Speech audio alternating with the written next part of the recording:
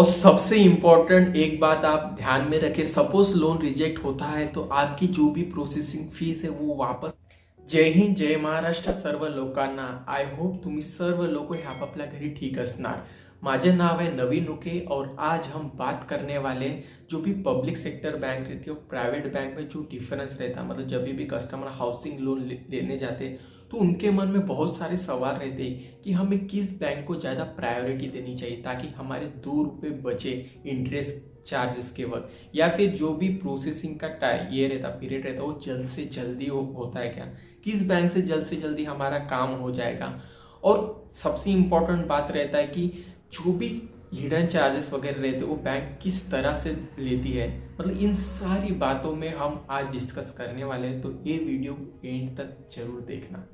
Home loan ये 2 तरह के रहते हैं, एक रहता है फिक्स रेट ऑफ इंटरेस्ट और एक रहता है फ्लोटिंग रेट ऑफ इंटरेस्ट। मतलब जो भी फिक्स रेट ऑफ इंटरेस्ट रहता है वहाँ पे जो भी आपकी ईएमआई रहती है वो फिक्स रहती है, जितना भी आपका टाइम पीरियड रहता है उस ड्यूरेशन के लिए। और जो भी फ्लोटिंग रेट ऑफ इंटरेस्ट रहता है वहाँ पे आपकी मतलब जो भी ईएमआई है वो चेंज होते रहती है रेट ऑफ इंटरेस्ट के हिसाब से। मतलब रेपो रेट जब भी कम ज़्यादा होता है उस हिसाब से आपकी ईएमआई भी कम ज़्यादा होती रहती है। पर बहुत सारे कस्टमर के दिमाग में रहता है कि यार कल जाकर कुछ ज़्यादा हो जाए या कुछ भी हमारे पॉकेट में कुछ ज़्यादा चार्जेस लग जाए तो हमको कैसे एक सिक्योर बोलते हैं ना हम, कि हम सिक्योर लेके चलते हैं, कल की किसने देखा है। इसलिए बहुत सारे लोग ये फिक्स रेट ऑफ इंटरेस्ट को लेकर चलते हैं। बट जिसमें रिस्क एबिलिटी है, चलो देखेंगे थोड़ा कितना फर्क पड़ेगा, थोड़ा सा ही फर्क पड़ेगा, तो वो कस्टमर प्रेफरेंस देते हैं फ्लोटिंग रेट ऑफ इंटरेस्ट पे। तो ये डिपेंड करता है आप पर कि आप किसी भी इसको किस तरह से देखते हो। मतलब आप थोड़ा सा रिस्क लेना चाहते हो कि चलो यार देखते ना, लेके देखते हैं फ्लोटिंग रेट ऑफ इंटरेस्ट में, अगर कल जाके गवर्नमेंट की कुछ ऐसी पॉलिसी आ जाए, रेपो रेट थोड़ा कम हो जाए तो बेनिफिट इनडायरेक्टली हमको ही मिलने वाला है। तो ये डिपेंड आप लोगों पे करता है। जब हम लोन के लिए अप्लाई करते हैं तो सबसे स्टार्टिंग में जो बैंक प्रोसेसिंग फीस रहती है वो सबकी अलग अलग रहती है। जैसे प्राइवेट सेक्टर बैंक की ये 0.25 से लेके तो 1%, मतलब किसी का ऐसी नहीं रहता कि ये ही रहेगी, किसी किसी का रहता है 4,000 5,000। मैं आगे आपको चार्ट दिखाने वाला हूँ कि कैसी बैंक का अलग अलग चार्जेस रहता है। और जो भी पब्लिक सेक्टर बैंक का रहता है उसका मिनिमम स्टार्टिंग ही 0.25 रहता है। तो ये डिपेंड करता है, बैंक पे डिपेंड करता है कि वो किस तरह से कैलकुलेट करते हैं। ये मैंने 0.25 बोला, ये आपका जो भी ये रहेगा अमाउंट रहेगा उसका रहेगा 0.25 रहेगा, उसका निकलेगा ये फीस। उसके बाद में अगर हम डॉक्यूमेंट वेरिफिकेशन देखें तो जो भी सरकारी बैंक है, मतलब पब्लिक सेक्टर बैंक है, वहाँ पे काम एक बहुत स्लो रहता है, आराम से होता है वहाँ पे काम, क्योंकि आप देखोगे उस प्रोसेसिंग के लिए बहुत टाइम पीरियड लग जाता है। बट वहीं अगर हम जो प्राइवेट बैंक है वहाँ देखें तो जो भी आपका डॉक्यूमेंट वेरिफिकेशन वो काफ़ी फास्ट हो जाता है। अब ये हम डायरेक्टली हम ये तो नहीं बोल सकते वो पूरी तरह से वेरिफिकेशन करते हैं या नहीं करते हैं। हो सकता है उनके पास काफ़ी एडवांस ये हो कि वेरिफिकेशन करने का कुछ फास्ट तरीका हो, उनकी जो भी प्रोसेस हो वो काफ़ी अच्छी हो, और जो भी उनके प्रोसेसिंग में जो भी काम होते हो वो बहुत फास्ट होते हो, जो सरकारी बैंक है वहाँ पे नहीं होते हो। तो ये आपको एक एडवांटेज मिलता है डॉक्यूमेंट वेरिफिकेशन का, जो प्राइवेट बैंक में काफ़ी जल्दी हो जाता है। और वो टाइम पीरियड जो भी प्राइवेट बैंक में रहता है वो 15 से 1 महीने के बीच में या उससे भी कम वक्त में हो जाता है। पर सरकारी बैंक में काफ़ी 1 महीने से भी ऊपर का टाइम चले जाता है, कहीं कहीं 1.5 महीने हो जाते हैं। तो ये आप पे डिपेंड करता है कि आप किसे प्रेफरेंस दोगे। वहीं हम अगर रेट ऑफ इंटरेस्ट की बात करें, जो भी निजी मतलब प्राइवेट बैंक है उस बैंक में रेट ऑफ इंटरेस्ट सपोज कम होते हैं तो उसका फायदा कस्टमर को उतनी जल्दी नहीं मिलता। पर रेट ऑफ इंटरेस्ट अगर ज़्यादा हो गए, मतलब आरबीआई की तरफ से रेपो रेट में कुछ भी बदलाव होता है तो उस बढ़ गए तो कस्टमर के इसमें वो जल्दी इम्पैक्ट डालेगा, मतलब आपके रेट ऑफ इंटरेस्ट जल्दी बढ़ेंगे, आपकी ईएमआई पे वो दिखेगा। बट उसके विपरीत अगर सपोज जो भी सरकारी बैंक में वहाँ पे रेट ऑफ इंटरेस्ट कुछ भी कम ज़्यादा होता है तो उसका जल्दी से जल्दी इम्पैक्ट आपके ईएमआई पे गिरता है। मतलब बोल सकते हो पब्लिक सेक्टर बैंक उतना प्रॉफिट को लेके नहीं चलती, पर जो भी प्राइवेट बैंक रहता है उनके लिए मोस्ट इंपॉर्टेंट चीज रहता है कि वो प्रॉफिट रहता है। क्योंकि जो भी प्राइवेट बैंक है वो क्यों है अपने इधर, मतलब किसी भी इधर उनको इम्पोर्टेंट उनकी फर्स्ट प्रायोरिटी है प्रॉफिट ही रहता है। अगर हम बात करें पूर्व भुगतान शुल्क की, जो भी निजी बैंक रहते हैं मतलब जो भी प्राइवेट बैंक रहते हैं वहाँ पे आपको वो शुल्क देना ही पड़ता है। मिनिमम 2% से वो चालू होता है, बट उसमें भी 20 लाख के आसपास वो अमाउंट रहती है, मिनिमम आपको बता रहा हूँ। तो जो भी निजी बैंक रहती है वो आपसे चार्जेस लेती है, मतलब आप ईएमआई जल्दी पेड करते हैं, आपके टाइम ड्यूरेशन से पहले पेड करते हो तो आपको उसके भी चार्जेस देने पड़ते हैं। जो भी स्टार्टिंग की ईएमआई रहती है, मतलब उनकी पॉलिसी कुछ इस तरह रहती है कि जो भी स्टार्टिंग की ईएमआई रहती है वहाँ पे रेट ऑफ इंटरेस्ट ज़्यादा लगता है, क्योंकि ऑब्वियसली उनको तो क्या मतलब है, दूसरी की भलाई नहीं करनी है, उनको तो प्रॉफिट कमाना है ना, वो प्रॉफिट कमाने के लिए आए हैं। तो सपोज आप जल्दी भी ईएमआई भर देते हो, आपकी ईएमआई जल्दी कंप्लीट कर देते हो तो उसका भी चार्जेस आपको भरना पड़ता है। पर दूसरी ओर देखा जाए जो भी पब्लिक सेक्टर बैंक रहते हैं, सरकारी बैंक रहती है, वहां पे आपको इसका एक भी रुपया नहीं भरना पड़ता, आपको पूर्व भुगतान शुल्क सरकारी बैंक में भरने की जरूरत नहीं पड़ती है। तो ये बात का आप ध्यान जरूर रखना चाहिए आपको, जब भी आप हाउसिंग लोन ले प्राइवेट बैंक से ले या फिर सरकारी बैंक से ले, तो जो भी आपके जो भी हिडन इंफॉर्मेशन रहती है उनकी, वो आपको जल्दी लोन देते हैं, मतलब आपको बोलते हैं लो रेट ऑफ इंटरेस्ट पे ले लीजिए, हम जल्दी दे देंगे। बहुत सारे आर्टिकल मतलब न्यूज़ चलते रहते हैं, हमारे तरफ एड्स आते रहते हैं कि देखिए 2 मिनट में लोन दे रहे हैं, हम 5 मिनट में आपको लोन दे रहे हैं। पर उसके पीछे का क्या राज रहता है, उसके पीछे कितनी हिडन उनकी इंफॉर्मेशन रहती है, वो देखना आपको जरूरी रहता है। तो प्लीज बी केयरफुल लोन लेते वक्त।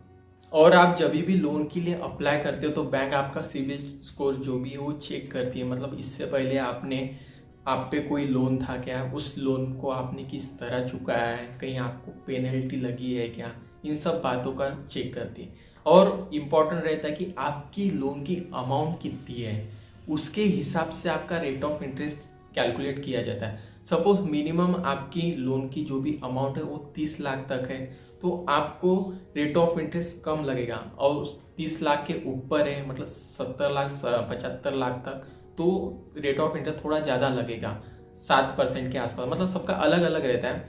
और उससे भी 1 करोड़ के अबाव है तो वहाँ पर भी आपका रेट ऑफ इंटरेस्ट अलग लगेगा, सबका अलग अलग डिवाइडेड किया गया है।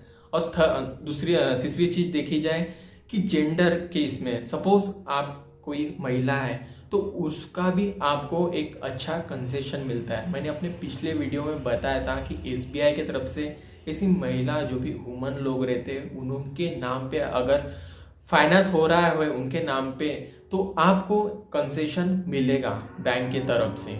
और जो भी डिस्ट्रीब्यूशन के वक्त जो भी लोन की जो भी अमाउंट है आपके खाते में आने को, बहुत सारी बैंक है वहां पे बहुत टाइम लगा देती है कि आपके पूरी प्रोसेसिंग खत्म होने के बावजूद भी। बट अब डिपेंड करता है कि उस बैंक की प्रोसेस किस तरह है और किस तरह वो लोग अपना काम जल्द से जल्दी करते हैं, वो बैंक पे डिपेंड करता है। और सबसे इम्पोर्टेंट एक बात आप ध्यान में रखें, सपोज लोन रिजेक्ट होता है तो आपकी जो भी प्रोसेसिंग फीस है वो वापस नहीं मिलती है। हो सकता है बहुत आप बड़े ये हो मिल भी जाए बट नहीं मिलती है जो भी प्रोसेसिंग फीस है वो। अगर आप जहाँ से भी प्रॉपर्टी ले रहे तो पहले वहाँ के पूरे अच्छे से थोड़ा क्लैरिफाई कर ले कि वो प्रॉपर्टी क्लियर टाइटल है या नहीं है। एक कोई भी लीगल एडवाइजर से आप चेक करा ले वो प्रॉपर्टी किस तरह है, क्या है, वहाँ पे कोई फ्रॉड तो हो नहीं रहा, इसलिए क्योंकि आगे चल के आपको वहाँ पे कोई भी दिक्कत का सामना ना करना पड़े। पता चल रहा है आपने इधर सब कुछ कर लिया बट आपका फाइनेंस के वक्त इशू जा रहा है, इसलिए प्रॉपर्टी लेते वक्त थोड़ा सा अवेयर रहे। अगर रेट ऑफ इंटरेस्ट देखा जाए तो कुछ इस तरह रहते हैं। इस चार्ट में देखिए एसबीआई बैंक का रेट ऑफ इंटरेस्ट 6.70% है और प्रोसेसिंग फीस ये 10,000 है। एचडीएफसी होम लोन का रेट ऑफ इंटरेस्ट 6.75% है और प्रोसेसिंग फी ये 3,000 है। बैंक ऑफ बड़ौदा का रेट ऑफ इंटरेस्ट 6.75% है और प्रोसेसिंग फीस 10,030 रुपये है। बैंक ऑफ इंडिया का रेट ऑफ इंटरेस्ट 6.95% है और प्रोसेसिंग फी 0.25% और 20,000 रुपये है।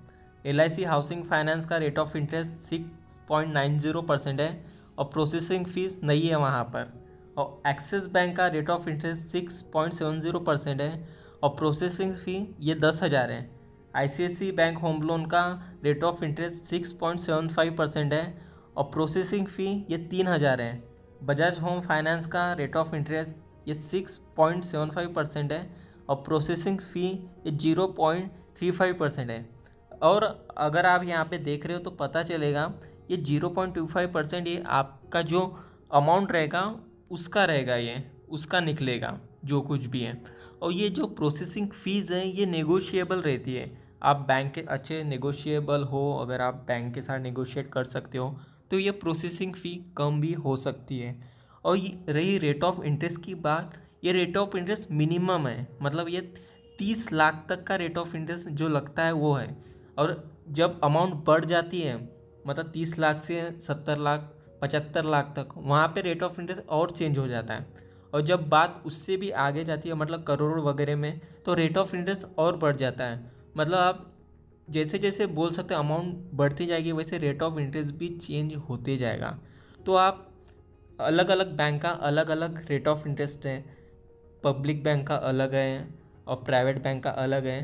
तो आप थोड़ा अच्छे से केयरफुल होकर कंपेयर कर कर सोचिए और उसके बाद में आप अपनी प्रोसीजर आगे बढ़ाइए। देखो, फाइनेंस ही किस बैंक से कराना चाहिए, किस बैंक से नहीं करना चाहिए, आप पे डिपेंड करता है। आप कहाँ पे ज़्यादा ट्रस्टफुल हो, कहाँ पे ज़्यादा आप फेथ करते हो किस सेक्टर में। क्योंकि पब्लिक सेक्टर में हो सकता है थोड़ा सा आपको रुकना पड़े, आप उतने रुकने के लिए तैयार होंगे तो जरूर आप पब्लिक सेक्टर से फाइनेंस करवाइए। अगर आपके पास उतना टाइम नहीं है, आपको जल्द से जल्द फाइनेंस की प्रोसेस पूरी करनी है, तो आप जरूर प्राइवेट बैंक में जा सकते हैं। ऐसी नहीं है कि कोई फ्रॉड रहता है, ये रहता है। सिर्फ इम्पोर्टेंट ये रहता है कि आप जिस भी बैंक से बैंक फाइनेंस कराए वो थोड़ी अच्छी बैंक हो, थोड़ा उसका नाम अच्छा हो, जो भी बैंक रहते हो उस बैंक से करवाए। क्योंकि बहुत सारे लोग आपको, मतलब बहुत कस्टमर ऐसे रहते हैं कि चलो 2 पैसे बच जाए, उस चक्कर में वो कोई भी बैंक से बैंक फाइनेंस करवा लेंगे, फिर आगे चल के उन लोगों को कोई इशू आएगा। क्योंकि कोई भी फर्स्ट टाइम में आपको थोड़ी ना बताएगा कि हमारे ये भी इंफॉर्मेशन, आपको ये भी हमारे रूल्स एंड रेगुलेशन है वो आपको पता कर लेने चाहिए थे। तो उससे अच्छा है वो बाद में, वो टाइम आने से पहले आप वो आने ही ना देना, वो टाइम, वो काम आप पहले ही करवा ले, पूरी इंफॉर्मेशन आप पहले ही निकालें। अभी डिपेंड आप पे करता है कि आपको कहाँ ज़्यादा सिक्योर लग रहा है, कहाँ पे ज़्यादा आपको बेनिफिट दिख रहा है। सबका पॉइंट ऑफ व्यू यहाँ पे अलग अलग रह सकता है। तो जरूर जहाँ से भी फाइनेंस करवाएं एक बार अच्छे से देख ले। थैंक यू सो मच दोस्तों वीडियो पूरा देखने के लिए। आई होप आपको वीडियो अच्छा लगा होगा। अगर आपको वीडियो अच्छा लगता है तो चैनल को सब्सक्राइब जरूर करें और अपने फ्रेंड्स लोगों के साथ, अपने जो भी आपके रिलेटिव्स हैं उन लोगों के साथ ये इन्फॉर्मेशन शेयर करें। Thank you so much.